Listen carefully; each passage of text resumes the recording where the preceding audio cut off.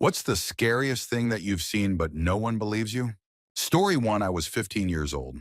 I was in Los Angeles for a convention and a Disneyland trip. There was a large group of us.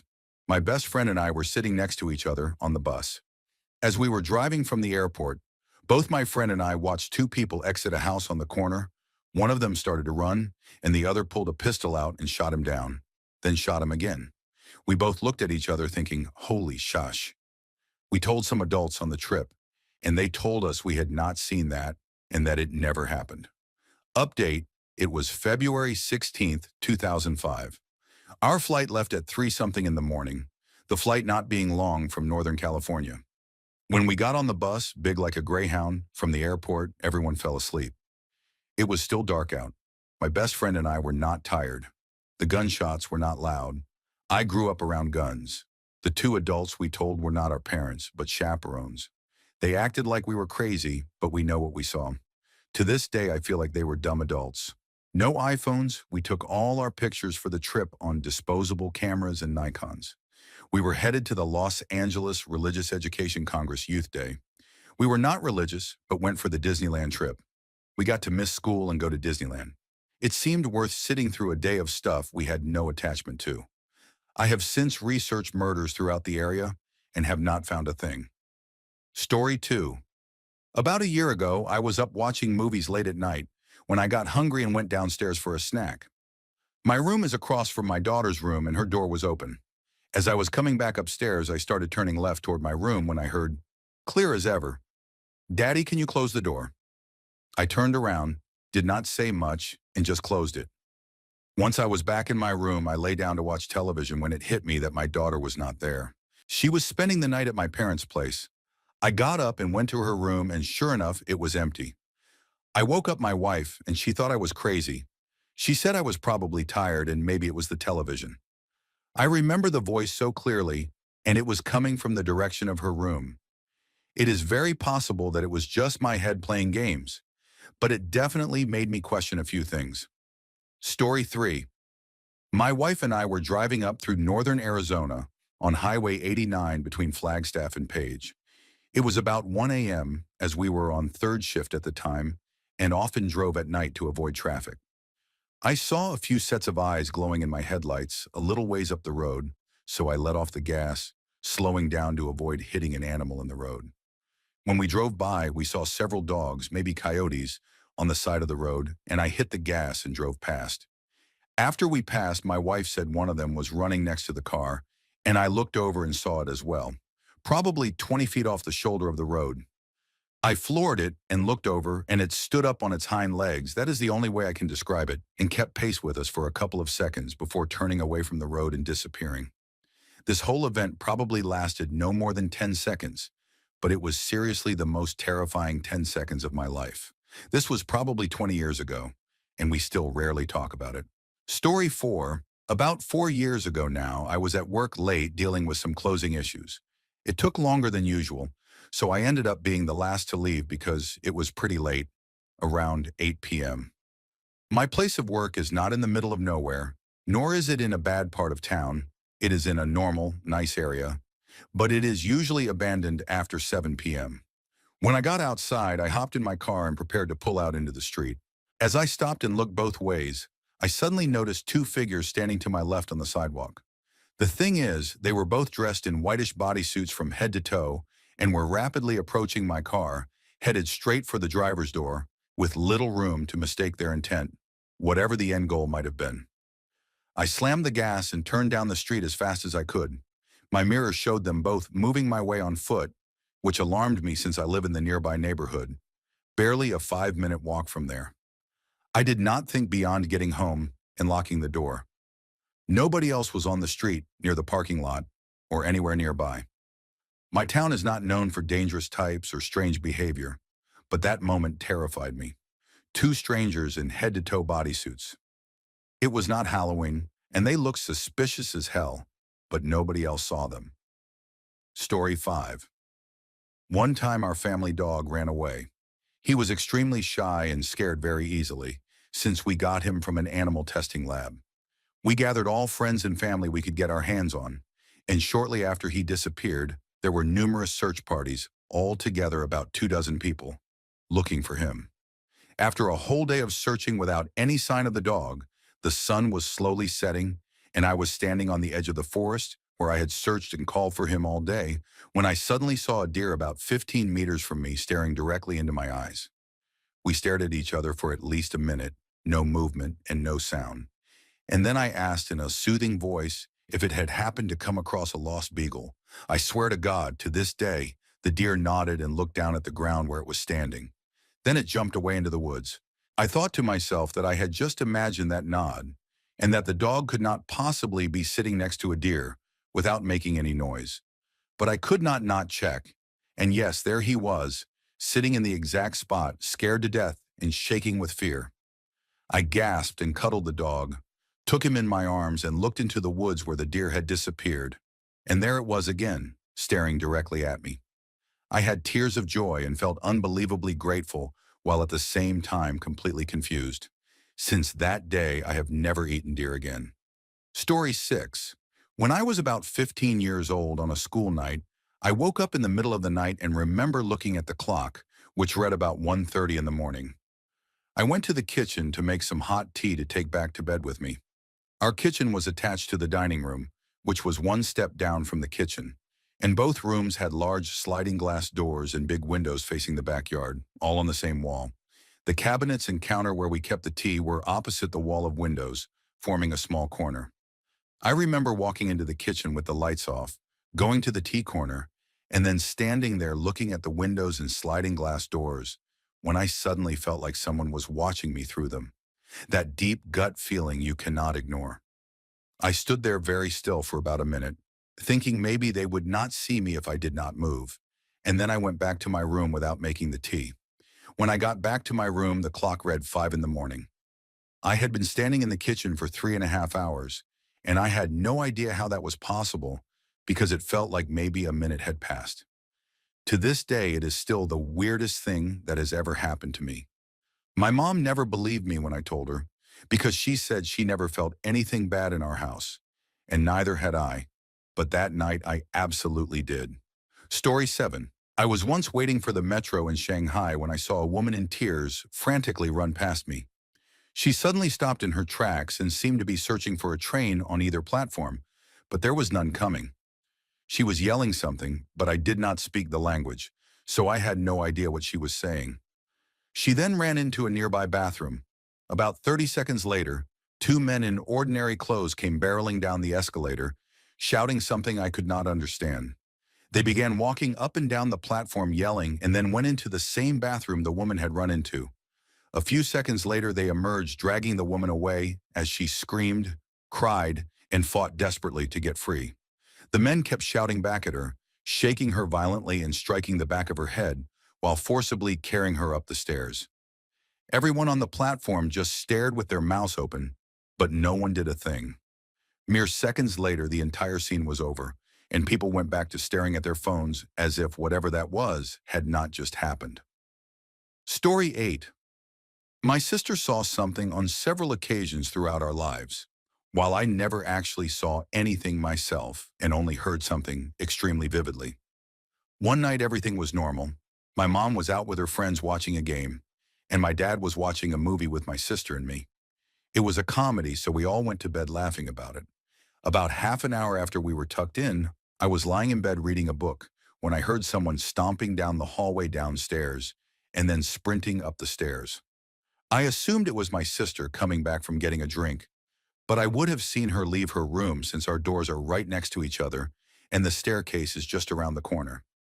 Then I thought it must be my mom coming home and being unusually loud. The way my door is angled lets me see anyone who comes up the stairs, so I watched and waited as the footsteps grew closer, but the moment they reached the top, they completely stopped. There was nothing. I got up to check, turned the corner, and found nobody there, immediately covered head to toe in goosebumps. Not even 2 seconds later, I heard my sister screaming as she ran out of her room with terror on her face, and without hesitation, we ran into my dad's room, where he was already standing and asking what was wrong. My sister pointed back toward her room crying and said there was a man in there. My dad rushed into the hallway, turned on the lights, checked her room, the closet, my room, and then the rest of the house, but found nothing. He even called my mom, who confirmed she was still out with her friends, and we could hear the loud bar atmosphere through the phone. We all slept in my dad's room that night. Over the next 7 or so years, my sister repeatedly ran out of her room, crying about the same man standing in the corner watching her, describing him as a very tall man, wearing a top hat and a trench coat, like a detective, completely black. A couple of years later, I came across what is known as the Top Hat Demon, or the Phantom Hat Man, and discovered it is a recognized phenomenon, with descriptions and drawings that matched exactly what my sister had described that night. Story 9. I was about 4 years old, visiting my great-grandmother in New Jersey. She made a bed for me to sleep on in the living room. I fell asleep easily, but at some point during the night, I woke up and saw my great-grandfather. He sat on the edge of my bed, smiled, patted my leg, and then stood up. He put his jacket on and walked out the front door. He had been dead for longer than I had been alive, and I had never met him. The adults the next morning all laughed at the silly kid with a big imagination. At my grandma's request, I described exactly what he was wearing: a flannel shirt, suspenders, and khaki pants. A generic description of any grandpa for the last 100 years.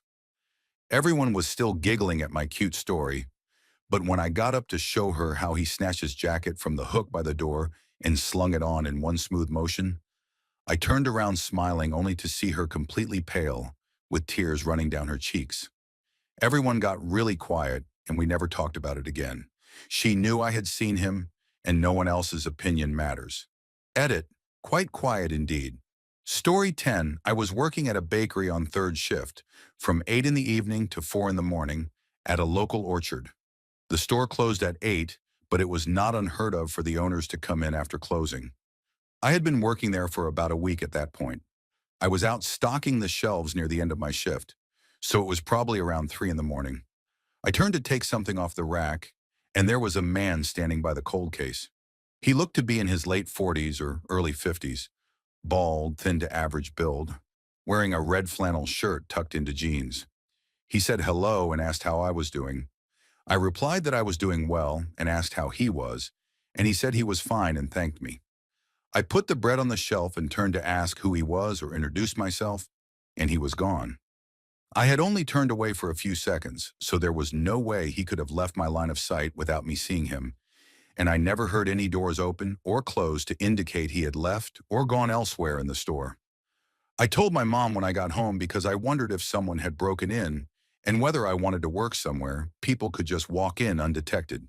She asked me more about it, and I told her it was strange because he was just standing there looking at a covered cold case where he could not even see what was inside, and he did not seem like he was trying to steal anything. She told me it was probably just the owner. I met the owner a few days later, and he was not the man I had seen that night, nor was it anyone who worked there. I later heard from coworkers that the owner was still running the place because his son, who was supposed to take over the business, had died of cancer. That night after work, I went home and looked up the son's obituary online, and I swear it was the exact man I had seen standing in the store. Story 11. I grew up living in an old house in a small town, and quite a few strange things happened while my family lived there. The first thing I remember being especially creepy was waking up in the middle of the night when I was 6 years old and desperately needing to use the bathroom. I climbed down from the top bunk bed and turned to see an old man sitting in a rocking chair by the door. I tried to wake my sister in the bottom bunk, but she would not wake up and felt almost like dead weight. I eventually gathered the courage to run past the man and out the door, then fell asleep in the bathroom with the light on, and got in trouble with my mom in the morning. My dad later told us he also felt something was wrong with the house because he would hear kids playing and laughing when he got ready for work early in the morning. He woke up around 4 in the morning and usually left around 5:30, and one morning he heard laughing coming from the hallway near the kitchen. When he went to check, thinking it was one of us kids, he saw someone run around the far corner toward the living room. He followed only to end up back in the kitchen, and when he checked our rooms, we were all sound asleep. My mom also said she would sometimes see someone staring at her out of the corner of her eye when she was alone. Knowing all of this when we got older, we would sometimes try to scare friends who came over. One day a friend brought her Furby, this was the late 1990s, and we were playing with it in the bedroom when it started acting strange, sounding distorted like the batteries were dying. It shut off with its eyes closed and would not respond anymore. So I told her we had batteries downstairs. As we were leaving the room with the Furby in hand, it suddenly popped its eyes open and said that it had tricked us, and we both screamed and dropped it. Story 12. One time I was working at a used car dealership. On the side lot, there was a huge sliding door that led into the car bays where we worked on vehicles. One night I got off really late after dropping some cars at an auction, picking another one up, and having to drop it off before going home. It was almost 10 at night, and the street was dark and quiet.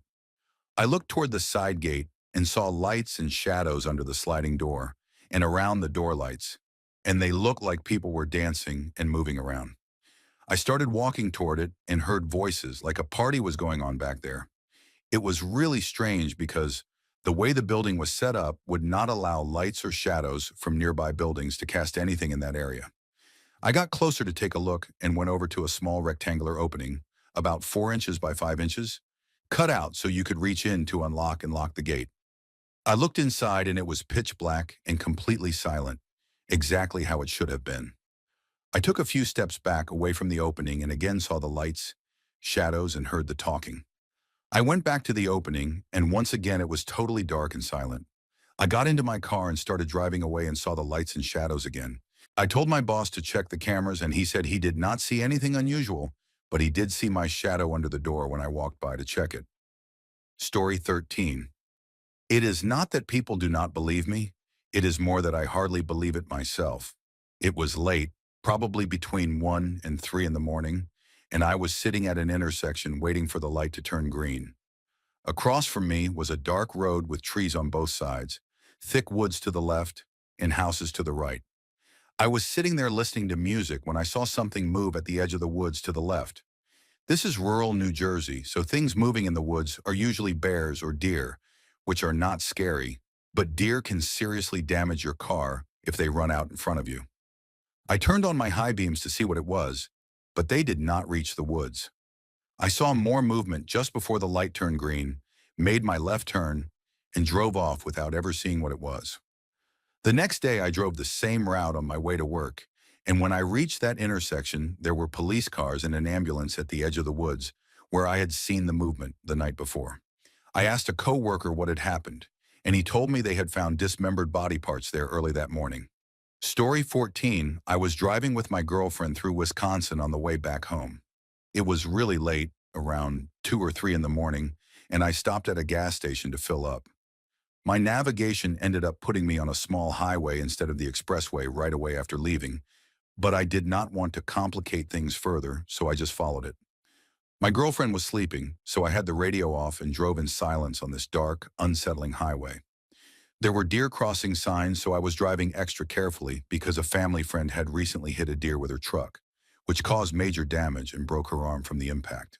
I saw a sharp curve coming up and slowed down to take it safely. And as I was turning, I saw a figure emerge from the darkness of the woods. It was a large mountain lion with blood smeared all over the front of its face, and it scared me badly. I pulled over just after the turn and tried to wake my girlfriend. I could see its large shadow crossing the road in my rearview mirror, but by the time she woke up, it was gone. She had lived in Wisconsin most of her life and immediately dismissed what I said, insisting it could not have been a mountain lion because they are not common in that area. I told her I knew what I saw, but she insisted I was imagining things. I eventually acted like she was probably right and continued the drive home, but I know exactly what I saw. Story 15. I was deer hunting with a friend on some property my uncle owns in a very remote area.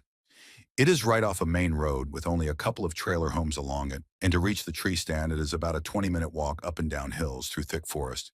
To paint a clear picture, at the base of the last hill is our two-person tree stand, and from there it is about 100 feet of land to the lake. But the land narrows to about 60 feet, forming a small peninsula with the rest of the lake behind it. About 45 minutes before sunrise, we started hearing knocking sounds from the tip of the peninsula that sounded like male deer fighting with their antlers. And we got excited thinking there were at least 2 bucks out there. Then we heard knocking from the other end of the peninsula as well, which made no sense, since that would mean $4. The knocking continued for a few minutes and got closer, and then we realized it was far too precise to be deer. When one knock came from the right, a single knock came from the left.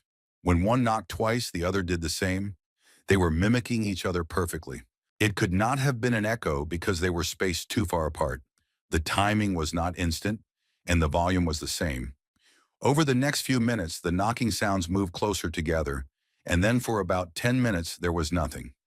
Suddenly, we heard what sounded like an animal dying on the peninsula, like a wounded dog yelping, followed by a loud thud, and then silence. I stood up and yelled, asking who was out there, and immediately heard the most blood-curdling sound I have ever heard in my life. It started as a deep growl and turned into a high, raspy howl that made my blood run cold. My friend and I both shouted at the same time, asking what that was, and I yelled again, telling it to get out of there. Whatever it was howled one more time and ran through the woods, and I swear I could feel its footsteps.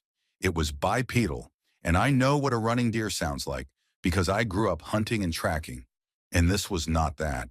It crashed through cattails at the edge of the lake and into the forest, and because it was winter with no leaves, we could see how fast it moved through deep mud and vegetation. We did not say a word as we climbed down one at a time while the other aimed their gun toward the sound. Then we walked out backward. We left and tried calling everyone we knew, but as college-age kids, nobody was awake and nobody believed us. That afternoon, I went back alone to look for tracks in the mud where we saw it run, and when I reached the cattails, it was clear something had already been there. A large branch had been dragged over the area, wiping away the footprints, and was lying nearby. I have been back maybe twice since then. It has been about 5 years, and I am always armed and never go alone. Story 16. When I was in El Salvador, we went to visit my grandpa up in the mountains. There were a lot of rumors that a dried-up stream next to my grandpa's house was haunted, that you could hear the cries of the dead and see the devil walking there at night. I did not think much of it. That day we left the city very late, and to get there we had to walk because there were not many roads to drive on. So by the time we finally arrived, it was about 2 in the morning. My grandpa was about to open the door to the house when we turned off the lamps, and as my eyes adjusted to the darkness, I could see the dried-up stream with its rocks and the surrounding mountains lit by the moonlight. I was looking around when I suddenly saw a figure near a tree and thought it was probably a drunk guy. But then it did something that made my blood run cold. It stood up extremely tall, blacker than the night itself, and started moving from left to right in a strange way. I could not believe it, so I touched my cousin and asked him if he saw the thing by the tree, and he reacted in shock and flashed the light, and there was absolutely nothing there. Throughout the night, I felt deeply uneasy. I eventually fell asleep, and later that morning, around 5 in the morning, a bunch of crows were making noise, along with what sounded like hooves hitting rocks in the stream. I started crying because I was very young. The houses there are made of clay and tree trunks, so you can sometimes see through the walls, and that night traumatized me. My grandpa acted strange through all of this, trying to reassure me that nothing was wrong, but it felt suspicious because he slept with a rifle next to him. Story 17. I am returning from a long Reddit break to share this. When I was in college, I was hanging out in a friend's room when he said he and his roommate needed to move their cars to different lots, which would take about 45 minutes. I decided to stay and watch some television. A few minutes after they left, I noticed a digital video disc in a clear case labeled Mausoleum. I remember watching the creepiest movie I have ever seen. British, disturbing scenes, werewolves, mental asylums, a soundtrack that sounded like a haunted calliope, constant shifts in perspective and time periods between the present and the 1700s, filmed entirely in black and white, grotesque human sacrifice, and horrific death scenes. Actors speaking directly to the camera in long monologues, a scene of a serial killer explaining who his next victims would be and why, which deeply shook me, and repeated colored cutaways of flowers blooming and wilting on top of headstones. I shut the movie off before it finished, stood up, and realized it was daylight. Both my friend and his roommate were back. I woke them up and they asked how I got inside, saying I had not been there when they returned and that I did not answer my phone. When we went to take the disc out of the player, it was empty. They claim they had never heard of or seen it. I have spent decades trying to make sense of this, have endured nightmares and occasional flashbacks, and have even brought it up in therapy with no answers. I still wonder if anyone else has seen or heard of this presumed independent film or experienced something similar. Story 18, I was working a late shift at a convenience store, and almost nobody came in from about 10:45 until we closed at midnight. The store was very small, and from behind the counter, I was about 6 feet from the front door, with two security monitors directly above it showing different camera angles on a loop, including the back room, just outside the front door, the parking lot, the shed, and the coolers. I was working alone, just me and my phone, and around 11 o'clock, nobody had come in for about 20 minutes. I glanced up at the monitors and saw the angle of the parking lot, which showed someone's back as they entered the front door. And since it was dark outside, the cameras were the easiest way to see if a customer was coming. When that angle came up, I saw a man from behind entering the store. A black man, not very tall, wearing a leather jacket and holding a grocery bag in his right hand. I immediately glanced down at the front door beneath the monitors, and nobody was there. I thought it was a glitch or an old recording replaying, so I watched through another full camera cycle, which took about 45 seconds. Halfway through that cycle, the door swung open and a young man stepped inside. A black man, not very tall, wearing a leather jacket and holding a grocery bag in his right hand. The strangest part was that he did not buy anything. He just looked around for a minute and then left. I assumed my mind was playing tricks on me, but I was completely shaken and never worked another night shift there. Story 19, I have told this story a few times to friends, and it never fails to give me goosebumps. During my sophomore year of high school, my girlfriend and I were heading to a school dance in a small Texas town, where my graduating class had about 120 students. She picked me up since I was 15 and not driving yet, and after dinner, we realized we had about an hour to kill. We drove down some back roads near her house, and she told me she had found the perfect makeout spot, and my teenage brain did not consider how illegal or dangerous it was to trespass in the middle of nowhere. We pulled into what used to be a driveway, gravel for about 40 feet before turning to dirt that was overgrown with grass, clearly unused for years. There was a field to the left, dense woods to the right, and three large gravel piles between us and the trees. She turned the car around to face the exit, shut it off, and we climbed into the back seat. About an hour later, as we were getting dressed to leave, she said she really had to use the bathroom, and I suddenly became aware of how isolated and dark the place was. As she slowly reached for the door handle, moving her hands so deliberately that it felt unreal, a sharp knocking sound came from the back of the car, unmistakably knuckles tapping on the trunk in a perfect rhythm for about 10 seconds. We froze, holding each other and barely breathing, until the knocking stopped and everything went silent.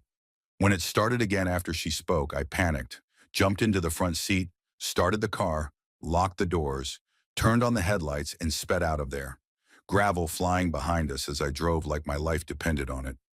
We stopped a couple of miles away at an electric plant, where she used the bathroom, and I sat shaking. The next day, a friend insisted we go back, and in the daylight we saw how completely secluded the place was, with no houses or buildings nearby. Fresh boot prints led up to the back of the tire marks and disappeared into the brush. Months later, after my girlfriend and I had broken up, I asked her if she ever thought about that night, and she immediately shut the conversation down, saying she never wanted to think about it again. And that was the end of it. Story 20. There is a place called Apple Hill, a popular local attraction in the valley that is basically a cute family destination where people go to pick apples and other things. I went there with my family when I was 11 years old, and my cousins, my sister and I, were busy picking raspberries and turned it into a competition to see who could collect the most berries. We were pretty spread out, and before I realized it, I was far away from everyone else.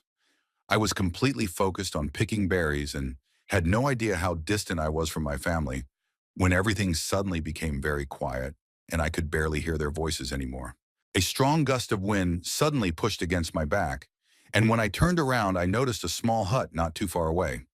It was too big to be a shed, but not large enough to be a house, and it looked extremely run down. I remember staring at it and feeling really uneasy when, out of nowhere, a black cat came up from behind me and rubbed against my leg. I panicked because the hut was already giving me the creeps, and now this random animal was right next to me. The cat did not back away like normal cats do and showed no fear at all. It just looked up at me and stayed there. I kept my eyes on the cat because something about it felt wrong. And then the strangest thing I have ever seen happened. Something that is still incredibly vivid in my mind. Heavy winds started again, and a small dust devil formed around the cat, and I could feel grains of sand brushing against me as I stepped back. The dust got thick for a moment, then cleared slightly and began to move. The cat was gone, and the dust devil slowly drifted toward the hut. It felt like the wind was pushing me in its direction, and part of me wanted to follow it. The dust devil floated straight into the hut, and for reasons I still cannot explain, the hut suddenly felt welcoming and inviting, like I wanted to go inside. I started walking toward it, but then heard my name being called. My sister and cousins had come looking for me, and when I told them what I had seen, nobody believed me. Yet at the same time, none of them wanted to go anywhere near the hut because they all felt uneasy about it. I am not saying there is a witch at Apple Hill trying to kidnap kids, but I am also not saying there is not. Story 21. I have experienced a few creepy things, most of which are usually explainable, but the clearest one happened a few years ago, and strangely, it did not even feel threatening to me, since I have always enjoyed the idea of ghosts. I had just gotten out of the shower one evening, and it must have been winter because it was already dark. I live in a London suburb where houses are very close together and narrow, but the walls are thick and I can barely hear my neighbors, and the house itself is fairly old. My parents were downstairs with the living room door closed, and the upstairs was completely silent, which was unusual because my mom normally leaves the radio on in their bedroom. I was drying my hair with a towel and went to put it away in my parents' room, so I opened the door and walked into the pitch-black room when I suddenly heard a woman's voice say hello, sounding slightly posh and surprised, as if I had startled her. I froze, stared into the darkness, and replied hello as well, but there was no response. The voice sounded nothing like my mom or any of my neighbors. The radio was off, the double-glazed windows were closed, and the house was completely quiet. I stood there for about 5 minutes waiting to hear anything else, but there was nothing. The voice had been extremely clear and directional, and I could tell it came from the back left of the room near the wardrobe, the exact spot I had been looking at when I walked in. If it truly was a ghost, I found the experience oddly comforting because she did not feel threatening at all. My mom later suggested it might have been someone from a large family that lived there a century ago, and that somehow me opening the door had startled her, like I was the ghost instead. If that is the case, I almost feel bad for scaring her. Story 22. I have an uncle who used to go on weekend hunting trips completely alone, usually for squirrel hunting, and he would spend about 3 or 4 days at a time deep in the woods. About 4 years ago, he suddenly stopped going alone and came back early from one of his trips after claiming he saw a little boy running around and playing in the forest.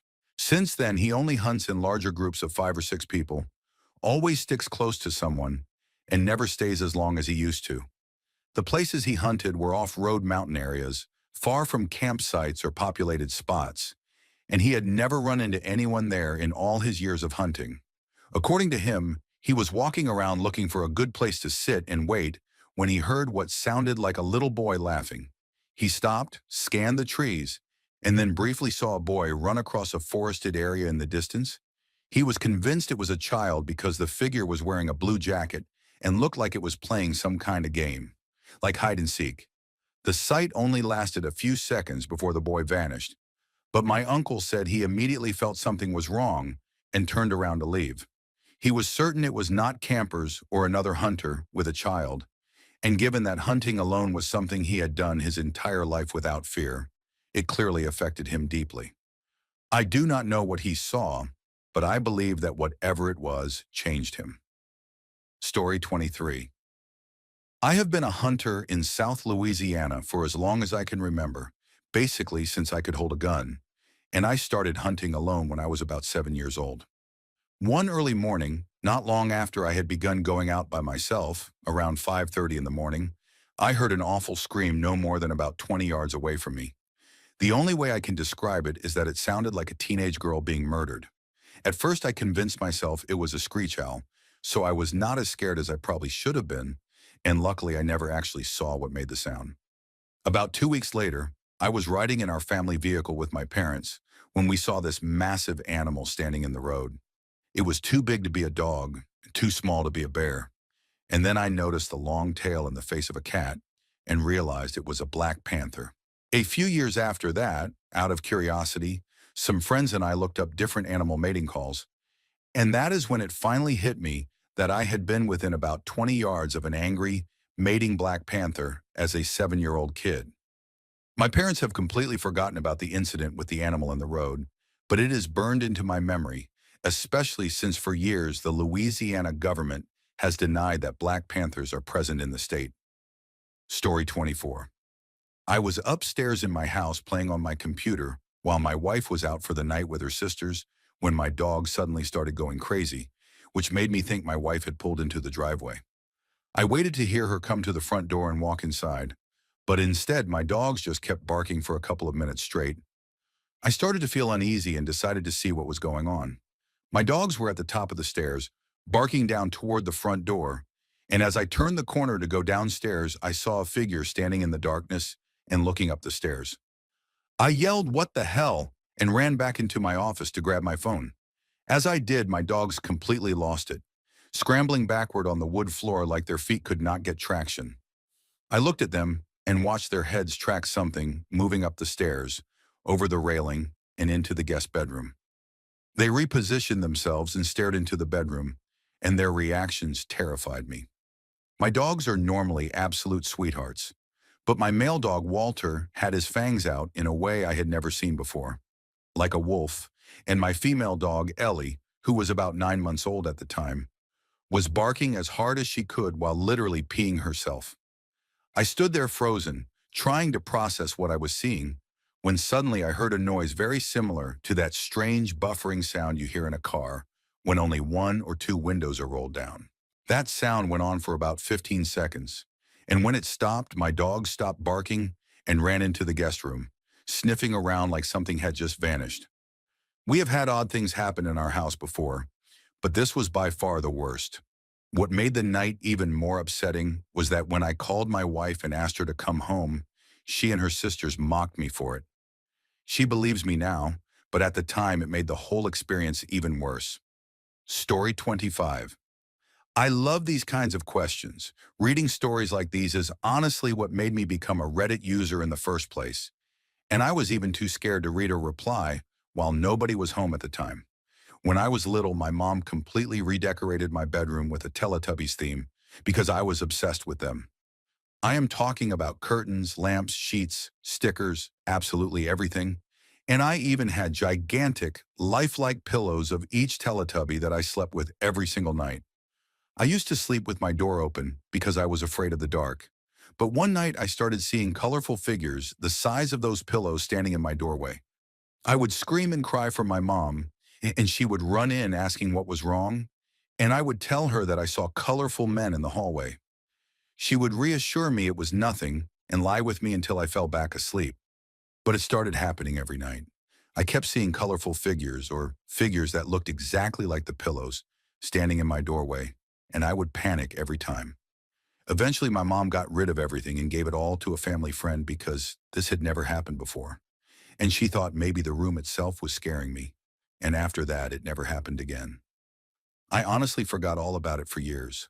A few years later, it came up in a conversation between my mom and me, and she reminded me what had happened and where all the Teletubby stuff went. The family friend who took it had 6 people living in the house, including 2 people with special needs who could function normally in conversation, but had the mindset of children when it came to caring for themselves. My mom told me that after they brought my old Teletubbies pillows and decorations into their house, strange things started happening there too, especially in the basement, where one of the special needs girls had her bedroom and where all my old stuff was placed. They began seeing figures, radios would turn on and off while unplugged, televisions would change channels by themselves. Objects would be found moved when no one had touched them, and they would hear strange noises. Not long after, the house randomly caught on fire, and there was a little girl staying there at the time who tragically died after running back into a closet while everyone was trying to get her out. I had met her just days before she died, so the whole thing stuck with me.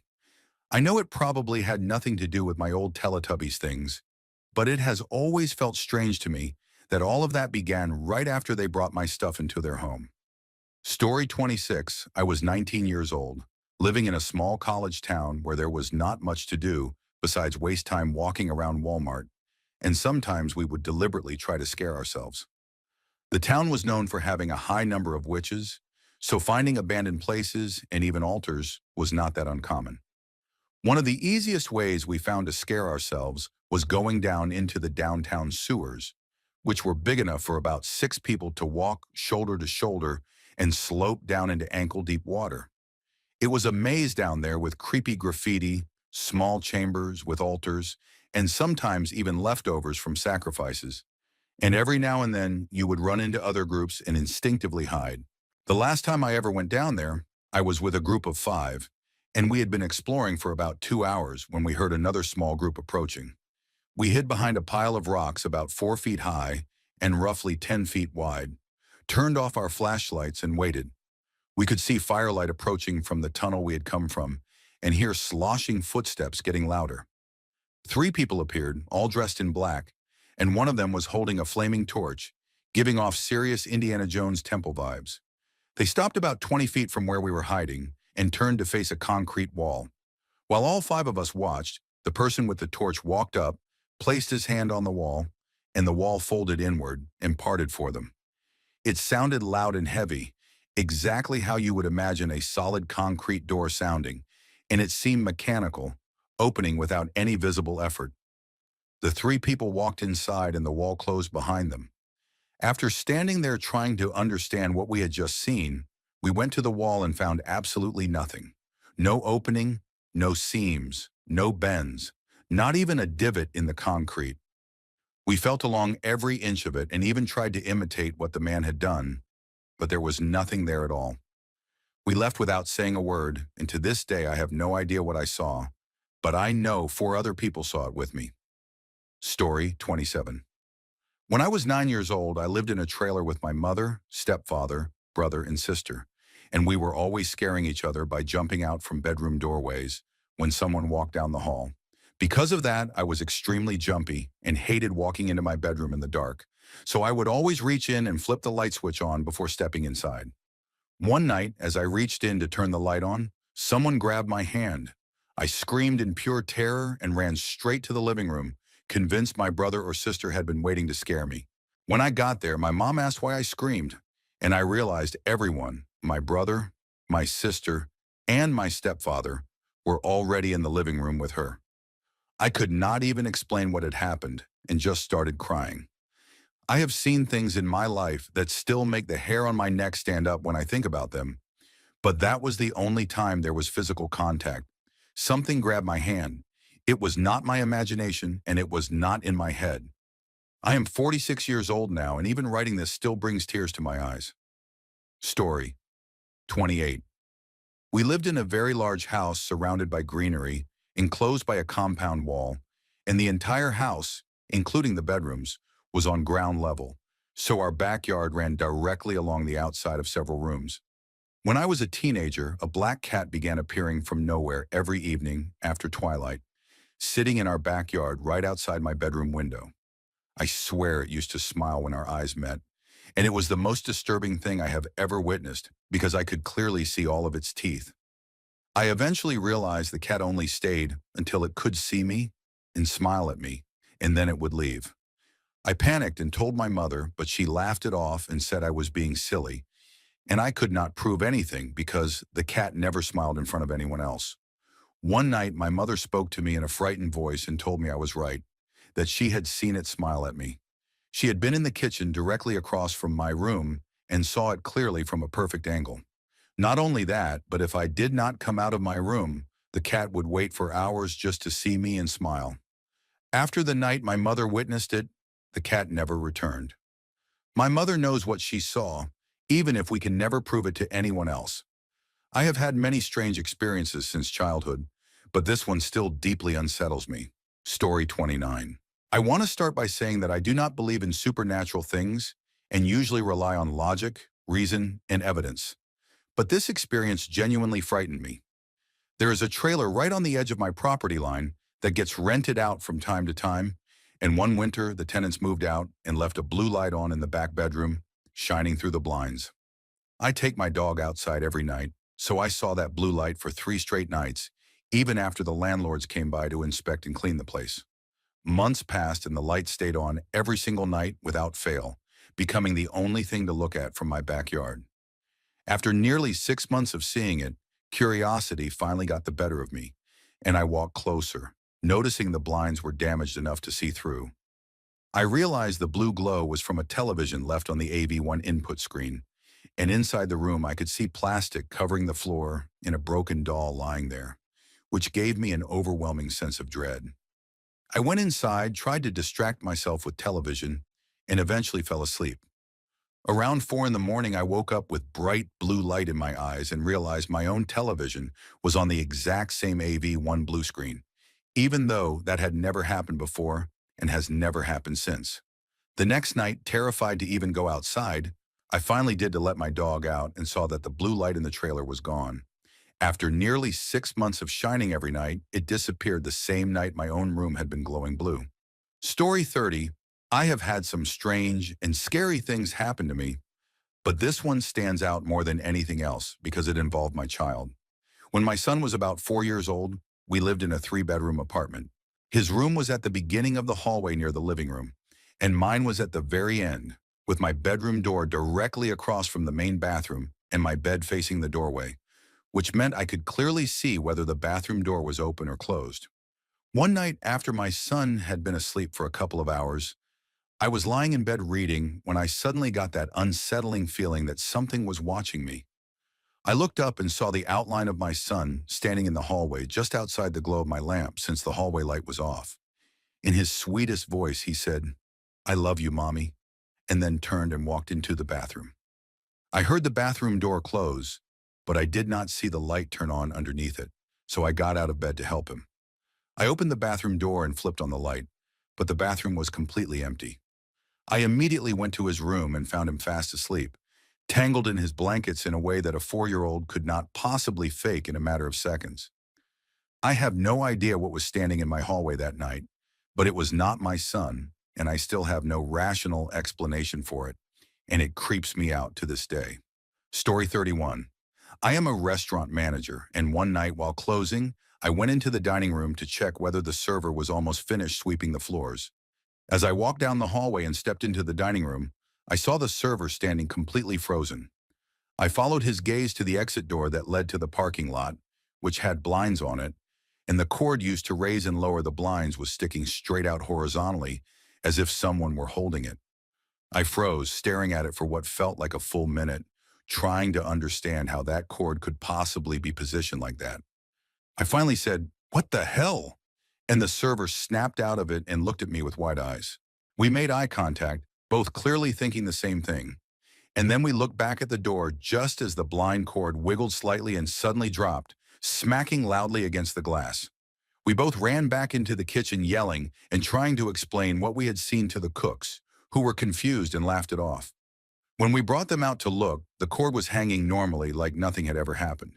Both the server and I have told this story countless times, but no one believes us, even though I swear there is no natural explanation for what we saw that night. Story 32. About 2 years ago, when my son was about 4.5 years old, he created an imaginary friend named Blossie.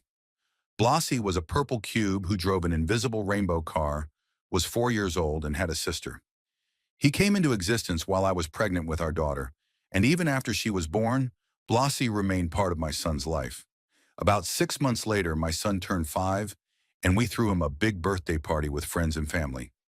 3 days after his birthday, which I remember clearly because it was also my birthday, we were putting him to bed when he suddenly became extremely upset and inconsolable.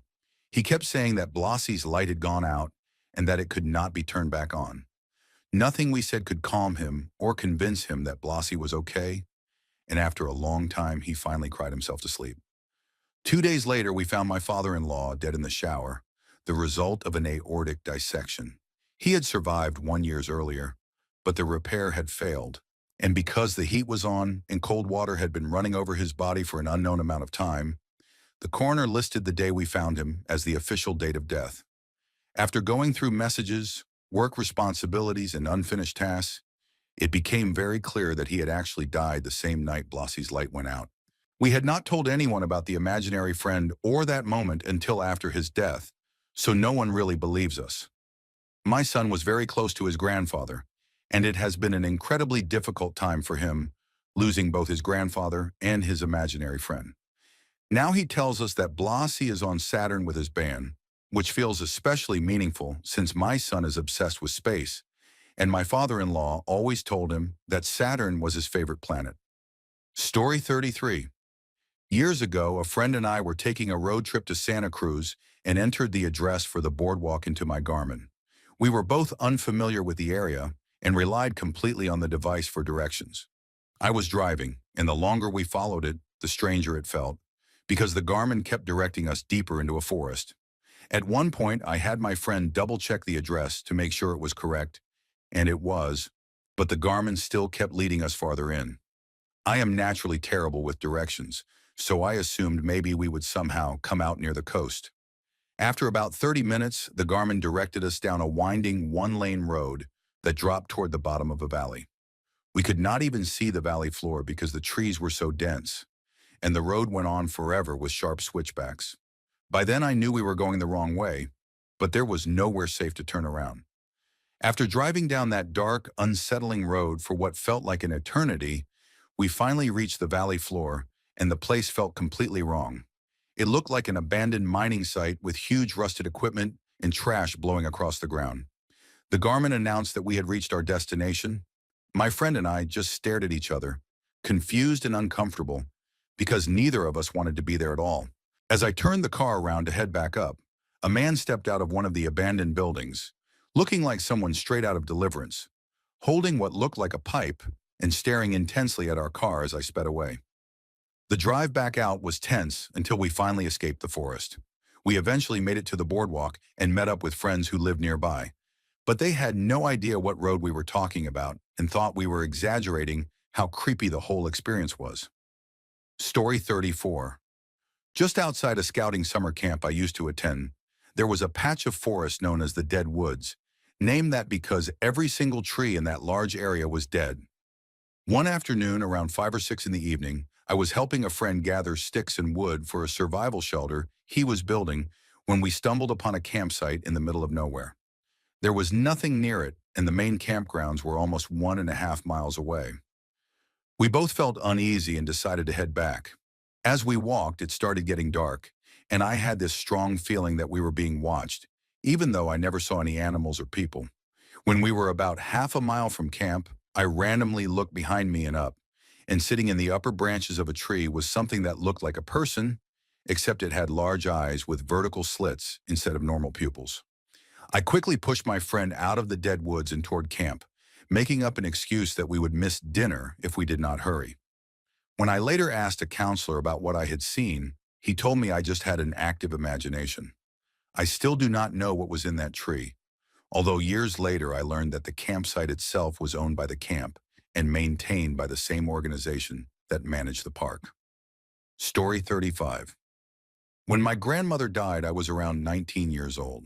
She was my best friend and had practically raised me, and she was the only person who ever truly showed me unconditional love. So when she passed away, I felt completely alone. She had suffered for a long time from cancer that was diagnosed late, connected to the talcum powder ovarian cancer issue that is talked about publicly now. I did not handle her death well, because losing her felt like losing the only sense of security I had in my life at that time. Not long after she died, I was walking down the boulevard when I suddenly experienced a vision. I saw my grandmother's face, but she looked much younger than I ever remembered her, like in old photos from shortly after she got married. She looked absolutely perfect, and the only word that came to mind was perfection. I knew she was standing in a beautiful garden and was deeply content and happy in a way that does not exist on earth. I sensed that she was with someone she loved being with, and I felt that presence was Jesus. What struck me was that one of the songs played at her funeral talked about walking in a garden and being with Jesus. And in that moment, it felt connected. After the vision ended, something inside me completely shifted. I felt total peace about her passing because I understood that where she was now was far better than continuing to suffer here. She had lived most of her life as a widow, struggled with diabetes, and never had much beyond a simple existence. After that experience, I felt stronger and certain that I would be okay without her physically here. It felt like I had been given a moment of grace, something I was allowed to see so I could process my grief, accept her happiness, and move forward with my own life. Story 36.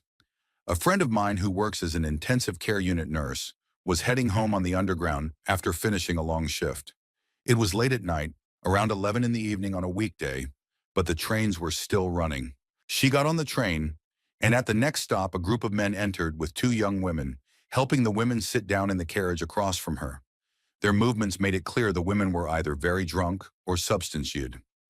My friend kept her head down, exhausted from work, but looked up briefly when she felt someone staring at her. One of the women was looking directly at her without blinking, and something about it felt deeply wrong. As she watched, my friend realized the woman did not appear to be breathing, and her skin tone had turned a grayish color that had initially been hidden by heavy makeup. She became convinced that the woman was dead, and believed the second woman was as well. The men were unusually quiet and overly protective, positioning themselves around the women. My friend immediately got off at the next station and alerted station staff. She does not know what happened afterward, but she is convinced both women had been killed and were being transported somewhere. Coming from someone who regularly works with the dead, she is confident in what she saw. Story 37. Something happened to me a few months ago that still unsettles me. I got home from work late and noticed my tire was leaking air, so around 2 in the morning I went outside to patch it with some hair gel because I did not want to wake up to a completely flat tire. While I was working on it, it started raining, and as the rain fell, I heard a woman softly crying somewhere to my left. It was not hysterical, just a quiet, sad weeping. I felt chills and told myself to keep my head down. I looked around but saw no one, so I assumed it was a neighbor watching television. The crying slowly grew louder and closer, but I kept working until I heard the same voice ask if I could help her. I looked up and saw a woman walking toward me wearing a dark dress and a loose black coat. Growing up in a Hispanic household, I was immediately terrified of encountering a crying woman on the street after midnight. I considered running inside, but convinced myself that if it was something supernatural, it would not matter anyway. She asked me to call someone for her, and after two numbers failed to connect, she thanked me and walked into a pitch-black alley across the street. At that exact moment, the rain stopped. I did not sleep well that night and showered with the curtain open. Story 38. One of the craziest things I have ever experienced is something I did myself. I was living in the South at the time and had a family friend who needed rides to and from work because there were no buses in the country and his job was in the city, about 20 miles away. One night I went to pick him up and he was extremely drunk, which later got him fired.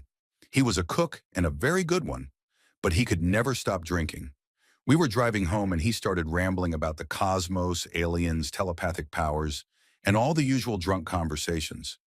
I have been a meditator since I was a kid, originally because comic books made it seem like a gateway to superpowers, and later because it helped me manage severe depression.